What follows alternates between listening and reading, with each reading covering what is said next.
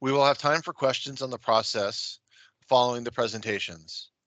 If you have a question, please click the raise hand icon and we'll take them in order as they are received. If you have a comment to submit, you may submit it to crb-info@usbr.gov. We'll add that link into the email address into the chat. At this time, I would like to turn it over to Carly Jurla. Carly is the Senior Water Resources Program Manager with Reclamation and will lead the post-2026 process. Carly? Thank you, Peter. And thanks to all of you who have joined us here today.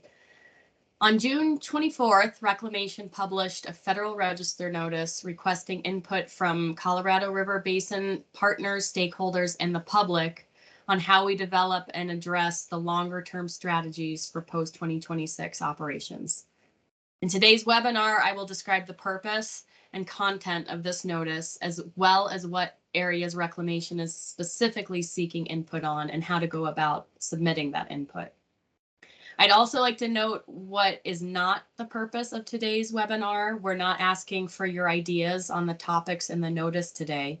We simply want to give everyone an overview of the purpose of the notice and the method of submission for input for us to consider. I'd also like to note that today's session is the first of 2 webinars and that both are identical in content. The second will be later this week on Thursday, July 14th. So thank you for your time and interest regarding these critically important matters. The purpose of today's informational webinars is to summarize the content of the Federal Register notice. This is the first of 2 webinars being offered, both with identical content, with the next webinar being this Thursday at the same time, 10 o'clock Mountain. The purpose of these webinars, again, is not to receive the input being asked for in the notice. You can submit that input to the email address listed here, and we are looking for this input by September 1st. The purpose of the notice, let me first start by explaining the significance of 2026. Several key agreements that govern the operation of Powell and Mead expire at the end of 2026. These include the 2007 Interim Guidelines, or the 2007 Colorado River Interim Guidelines for Lower Basin Shortages and Coordinated Operations of Lake Powell and Lake Mead, the 2019 Drought Contingency Plan agreements, as well as international agreements between the U.S. and Mexico pursuant to the 1944 Water Treaty, or Minute 323 in this case. Reclamation intends to formally initiate the NEPA process in early 2023 to develop the successor agreements to the 2007 Interim Guidelines. The successor agreements to Minute 323 with Mexico will be conducted through the International Boundary and Water Commission. However, the department is committed to identifying processes that can complement those efforts. The purpose of this notice is to receive input on both the process and the substance of those post-2026 operations prior to starting that formal NEPA process. Our intention here with this notice is to seek input and encourage brainstorming prior to that formal process so that we can use that input to shape that process. This notice is the first preliminary step in a much longer process to develop longer-term operations for Lakes Powell and Lake Mead.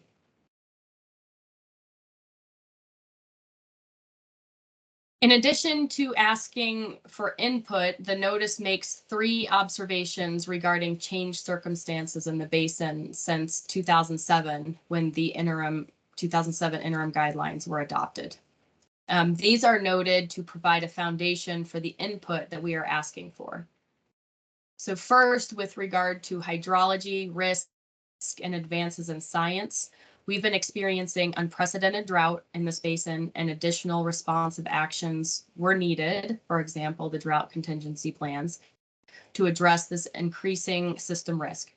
Climate science agrees that temperatures will continue to warm and future policies need to be tested against drought sequences that are both longer and more severe than those observed.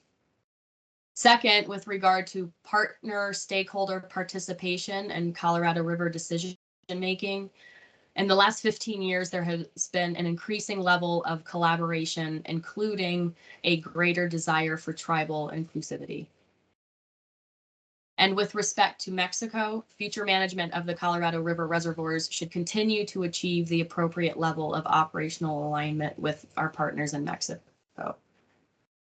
This notice also highlights the dire state of the system, the declining hydrology and system storage, and recognizes that other processes to develop and implement near-term response actions may need to proceed on parallel timelines.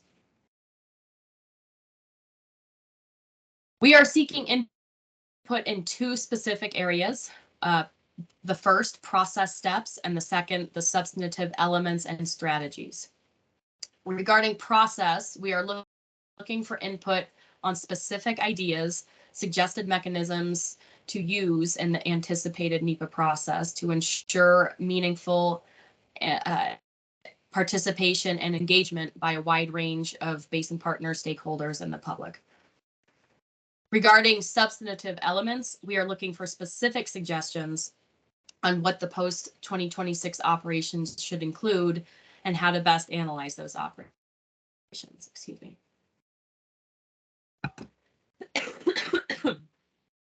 Lastly, excuse me, I would like to reiterate that we are, excuse me. Okay. Lastly, I would like to reiterate that we are interested in receiving specific recommendations in these areas. The more specific the recommendations are, the better we can potentially integrate these at the initiation of the NEPA process for the post-2026. So we are really looking for ideas that we can consider as our approach to that effort is being developed. So in closing, I would just like to thank you all very much for your time today and for your consideration of these important issues. I apologize. We look forward to receiving your input and your involvement as we continue through this process, as this is just a preliminary first step. With that, I'll turn it back to you, Peter. Thank you, Carly. At this time, if you have any questions on the process, please click the raise hand icon and we will take your questions in order. If you have input to submit, you may be submitted to crb-info@usbr.gov. That link was added to the chat.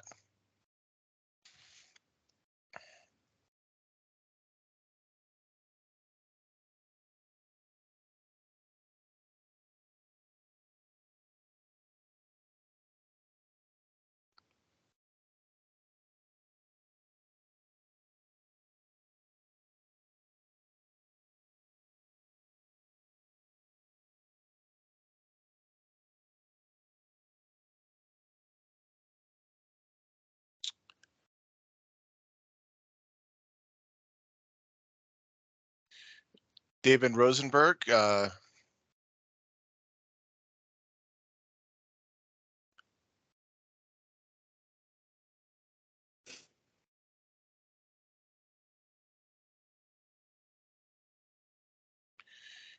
can unmute yourself and turn your camera on to ask your question. Please share your name and identification. Camera. I don't think my camera is working. Can you hear me? We can hear you just fine. Thank you. Okay, great. I'm David Rosenberg with Utah State University. Carly, you mentioned giving specific input or input that's specific. Could you give examples of, I guess, how specific you're looking for, or how specific would be helpful?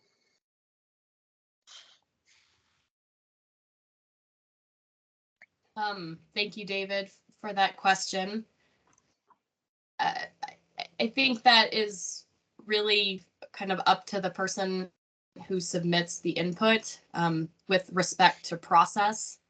It could be as specific as the types of processes, the types of groups, the structures that could be used to facilitate this meaningful stakeholder engagement.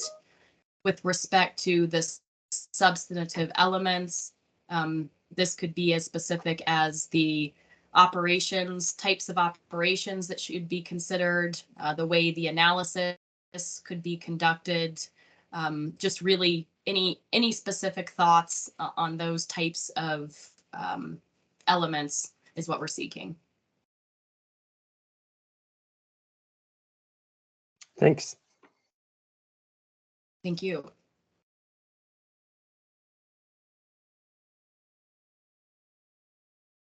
Thank you, David. If you are have dialed into the if you have dialed into the call, you can hit *5 to raise your hand. Carly, we've received a couple questions in chat.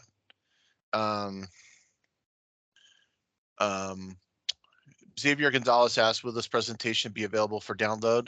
The presentation and the recording of this presentation will be available on the website listed here. We'll have a subcategory listed here for the post-2026 operations. That information will probably be available in the next day or so. Roger McManus asked Carly, and maybe you can talk about what agencies will be partners in the NEPA process. That's a great question. Thank you. And one that hasn't been determined at this point. We continue to collaborate and work closely with our sister agencies and other agencies in different departments. For example, the International Boundary and Water Commission. But we have not made those types of decisions yet. And that is some work that we have to continue to do as we work towards the initiation of the formal process in early 2023. Thank you. Once again, if you have a question, please raise your hand. Carrie Meister, I don't quite understand your question. If you would like to raise your hand and ask it, or add a clarifying to the chat.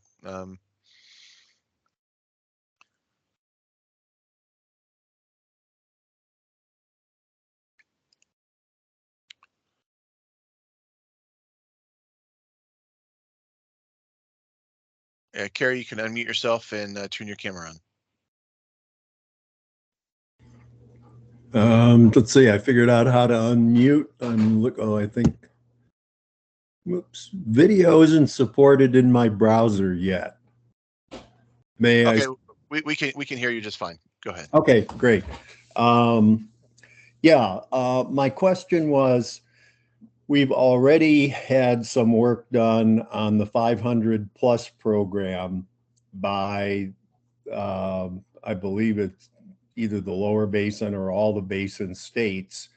Apparently it hasn't been completed yet, but they, we're trying to find 500,000 acre feet of water to forego. And right now, as a result of the Reclamation Commissioner's testimony before Congress, she was saying that another 2 to 4 million acre feet need to be reduced from what's being taken by August 15th, or Reclamation may have to step in and make that determination. So my question is, do both of those also expire on December 31st, 2026? Or would, since they're not completed, especially the August 15th deadline, is it possible that those will extend beyond December 31st, 2026? Does that make sense? Thank you for your question. It does. The agreements that are coming up for expiration in 2026 are specifically the 2007 interim guidelines. So those guidelines provide operating criteria for coordinated operations between Powell and Mead, lower basin shortages through 2026. In addition, we have the drought contingency plan that provides for additional savings, contributions, upper basin activities that also expires in 2026. And then there's the Minute 323 agreement with Mexico as part of the 1944 treaty that specifies how to coordinate those operations with Mexico. So I only point that out because the activities that you're speaking of, specifically the 500 plus plan, is embedded within that set of operations that we're currently operating under. So it's these bigger operating agreements are what expire in 2026. That's what the Federal Register notice is asking for input on, both the process to develop those successor agreements and what those agreements should consider. It's more of a longer term look at the system. You're speaking of more near-term activities that are embedded within those current agreements in some respects. And although we do recognize that the near-term responses will likely have to proceed in parallel with these longer-term discussions, it is a separate discussion and a separate set of activities. I hope that clarified things a little bit. Thank you for your question. Yeah, may I ask a follow-up question? Sure, go ahead. I guess part of the reason for me asking that is with the process going on now to find the 2 to 4 million acre feet to reduce by,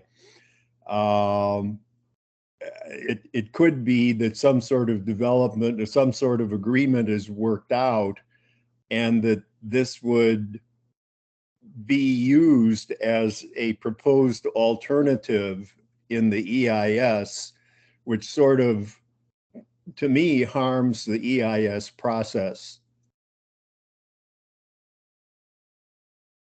Yeah, thank you for that observation. I would just note that this is very early in the stage. We have not even initiated a formal NEPA process at this point, let alone start to build alternatives.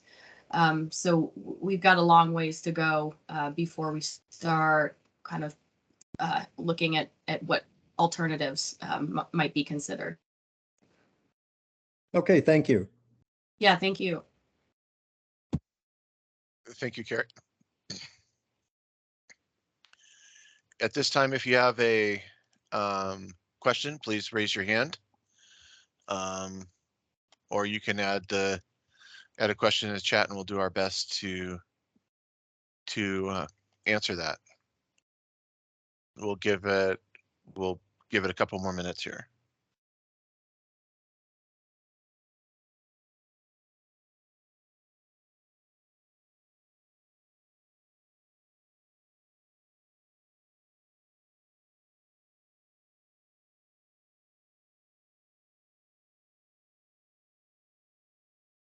Okay.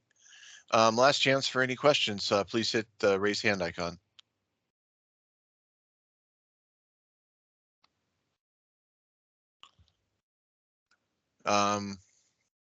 Roger McManus, you can unmute and turn your camera on if it's working there.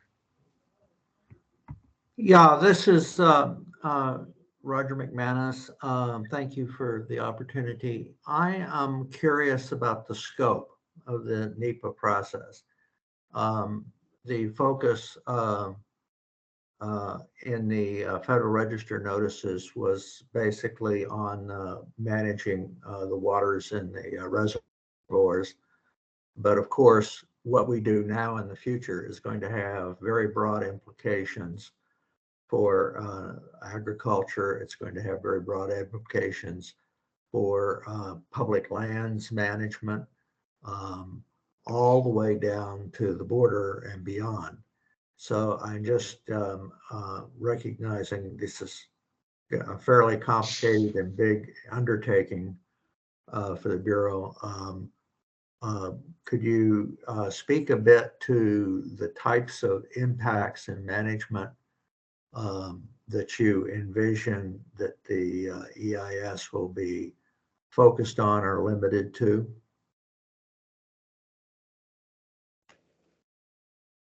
Yeah, thank you for that question. I would say again that this is the very early stages of this process. We have not initiated the formal process. We have not determined the scope. We are looking for input on substantive elements, which could consider or could include views about the potential scope to consider as we develop that initiation of the formal process. And so I would just encourage you to submit your views so we can consider that as we move forward in that process. We're just not at the point where we can make any determinations on analyses, scope, alternatives. It's much too early in the process at this point.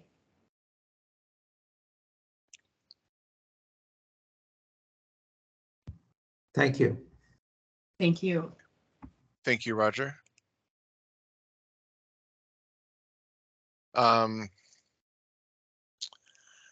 Ted Kowalski.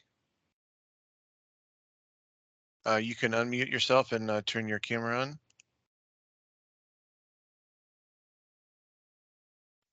Great. Can you hear me? Yes, we can. Thanks.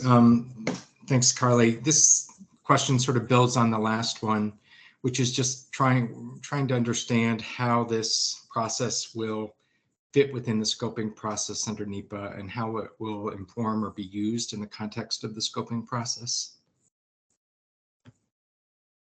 Yep, thank you for that question, Ted. So this has been referred to a pre-scoping effort, which is not an official NEPA phase or term.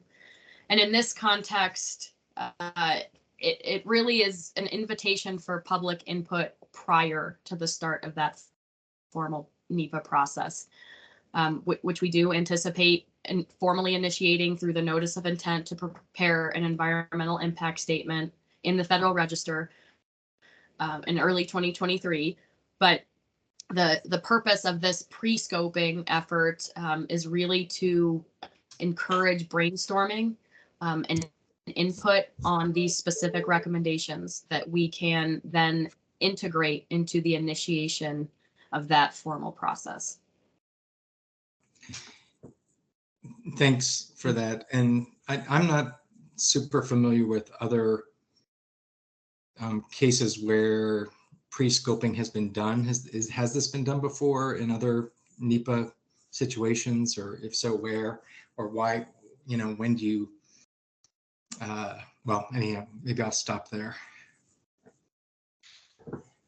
Yeah, thank you for that. And I'm not familiar with a lot of NEPA cases either, but I will say that a similar approach was used to initiate the 2007 interim guidelines process. Okay, great. Thank you.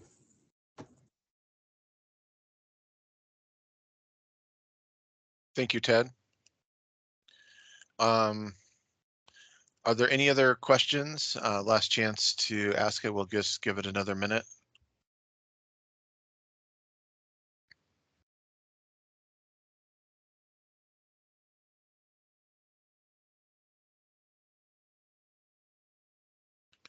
Roger McManus, you have another question? Please unmute yourself. Yes, recognizing that this may overlap with what you noted before, I am wondering to what extent, and I'm not familiar with other such processes that have evolved in a foreign country, but to what extent do you imagine that the government of Mexico, one of their agencies is going to be part of the formal team to help put together the NEPA process on this. Yes, thank you for that question. And as I noted during the presentation, the process with Mexico will be run through the International Boundary and Water Commission, which will not be through the NEPA process, but as Interior and Reclamation are leading the NEPA process, we want to stay in alignment and complement and collaborate closely with IBWC as they work with Mexico on a parallel process.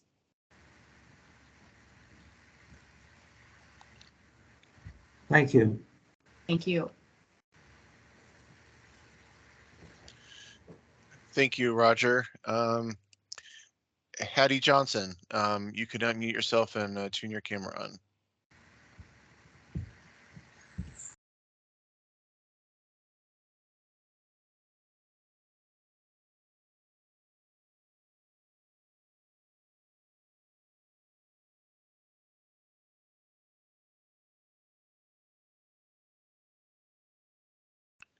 Looks like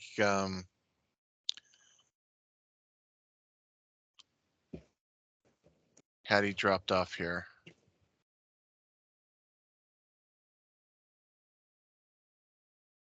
Hattie, do you still have your question?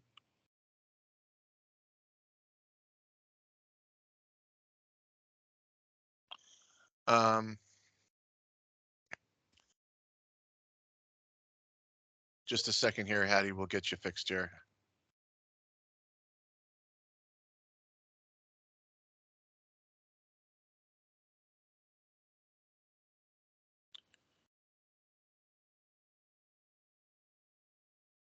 Hattie, can you go ahead and unmute now? Yes, can you hear me now? We can hear you. Thank you. Thanks for that. Sorry for the technical difficulty. My question, similar to Ted's on kind of the process and the steps of pre-scoping, does Reclamation expect to have a work product as a result of the comments received during this phase, or will those comments received really just go to inform the kickoff of NEPA at the beginning of next year? Yeah. Thank you. Thank you for that question. Absolutely, all comments and input will be fully considered.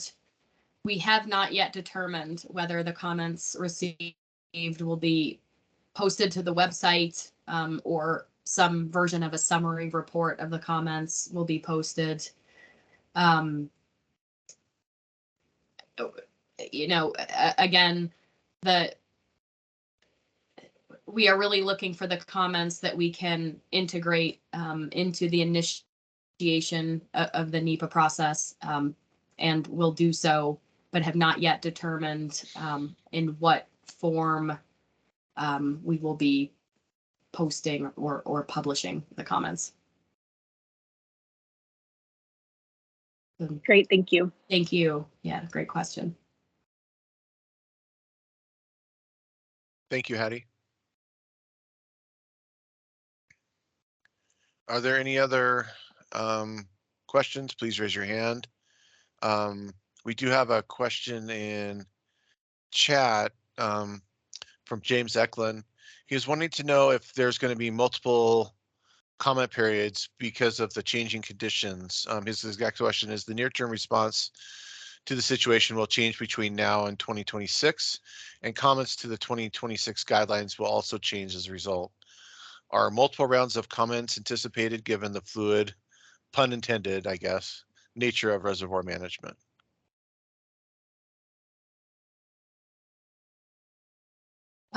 Great question. Thank you. And one that absolutely falls under the area of process that we're seeking input on. It's too early at this point to predict the timeline of activities and opportunities for comment throughout the post-2026 process.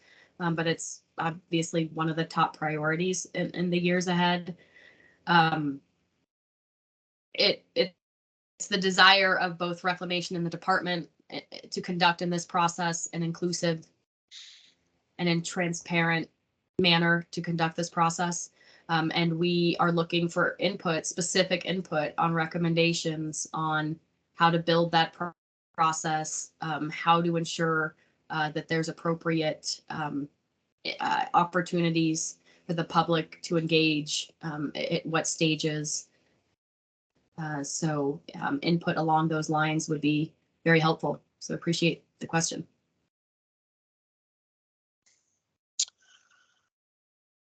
Thank you. Are there any additional questions today on the process?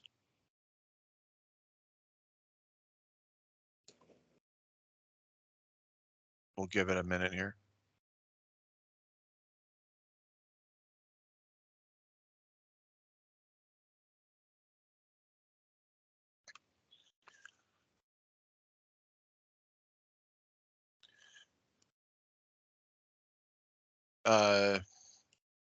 Doug Bonamici, you please unmute yourself and turn your camera on. Good morning, everyone. Hi, Carly. Hey, Doug. The Federal Register notice includes a statement about, it's on, I think, the last page of the notice section, about the possible need, or actually the likely need, to also prioritize implementation of near-term actions to stabilize the decline in reservoir storage and prevent system collapse. That's borderline apocalyptic sounding, and I just want to clarify, you're not at this stage asking for input on those potential actions. This is for development of the post 2026 operating guidelines and the potential for drastic measures being necessary isn't part of the discussion here right now. Is that correct? That's a great question. Thank you. We thought it was very important to acknowledge the current dire state of the system, because it is a reality that we have to face as we are trying to work through the post 2026 process and throw some uncertainty with respect to how that process will evolve and how conditions and response actions will evolve between now and then. While we're not specifically looking for input on activities between now and post 2026, if you look beyond post 2026, we could be faced with a very similar situation or worse than what we're dealing with today. So in some respects, it's kind of a now or later view of things. With regard to substance, we're looking for input on operational strategies to consider as we work towards the initiation of the formal NEPA process. And we lay out, when we're talking about the changed circumstances, that those operational strategies, based on the conditions we've been experiencing and what climate science tells us, need to be very robust. So I don't know if that gets to your question. It was a really good one. It does, actually, and I would agree that this is a good start to getting a handle on all of it. Thanks. Thank you.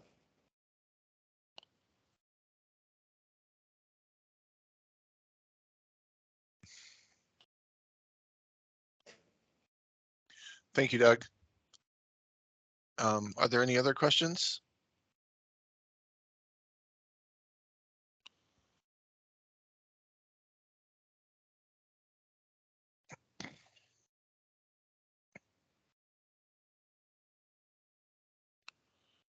last chance to ask any questions.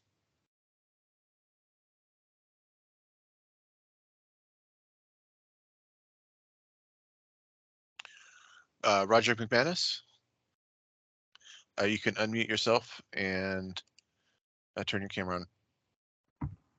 Yes, this is a horrendously difficult process that you folks are going to guide us through, and everyone, of course, I'm sure is very appreciative of that. And but it does, just to reflect Carly's recent response. I really question, putting anything off that immediately needs to be addressed. I think we're getting regular information, particularly in southern Arizona, that the situation is dire, and many of our agriculture industry is really very hard pressed.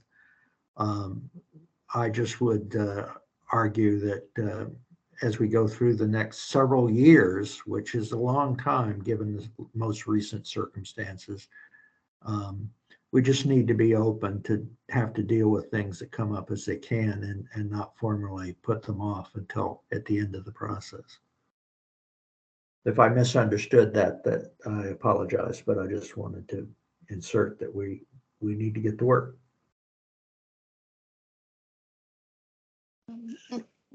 Thank you for that comment, and we would wholeheartedly agree.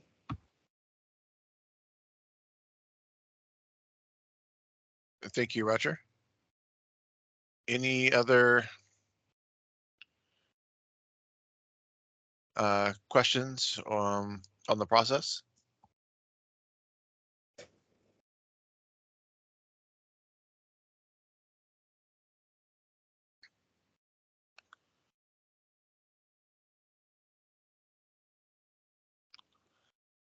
Okay, we'll go ahead and wrap this first webinar up. Thank you for joining us today. A reminder, there will be the same presentation will be on Thursday at 10 a.m. Mountain Time. The link is on the news release.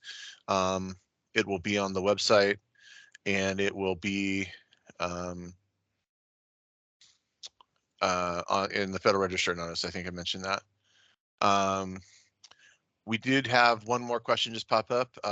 Mark Lamb, please go ahead and unmute and turn your camera on.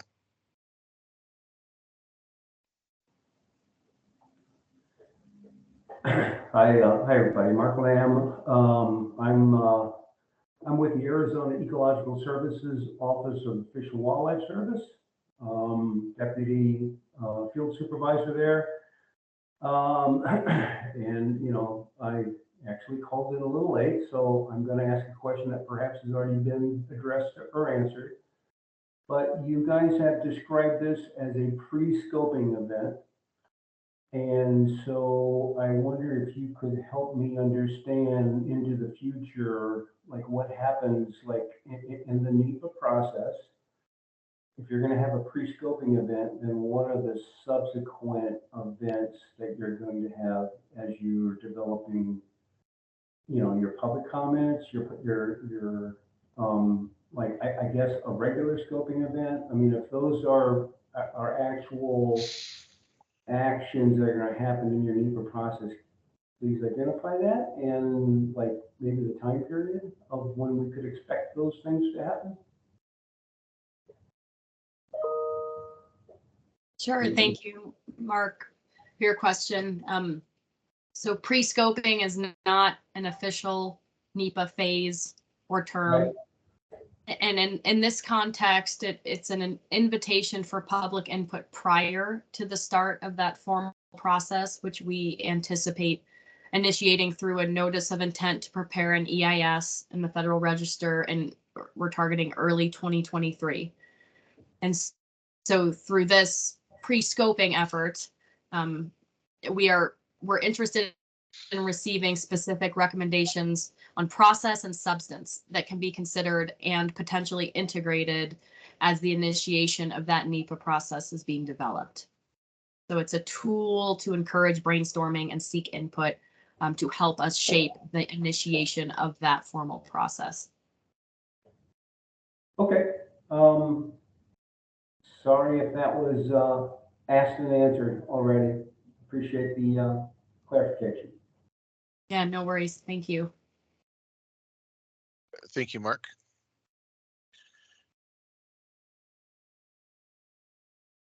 We will go ahead and wrap up the meeting. Thank you again for joining us. If you have any input to the process, please, as identified in the process or the substantive elements, please submit it by September 1st, 2022 by email to crb-info@usbr.gov. We will be doing the same presentation on Thursday, July 14th at 10 a.m. Mountain. The information is available on the website that was shared. It's also linked in the Federal Register notice and on the news release. Everyone enjoy the rest of your day. Thank you. Thanks, everyone.